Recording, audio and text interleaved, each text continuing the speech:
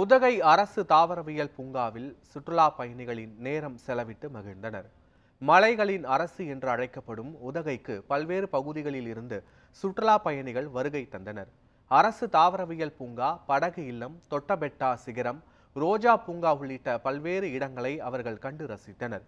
இருப்பினும் வழக்கத்தை விட சுற்றுலா பயணிகளின் வருகை இன்று குறைந்திருந்ததாக வியாபாரிகள் மற்றும் புகைப்பட கலைஞர்கள் தெரிவித்துள்ளனர். இங்கே பட்டானிக்கல் கார்டனில் ஃபோட்டோகிராஃபராக இருக்கேன். எப்பொழுதுமே சீசன் முடிஞ்சதுக்கப்புறம் அந்த ஜூன் மாதம்லாம் கூட்டம் இருக்குங்க.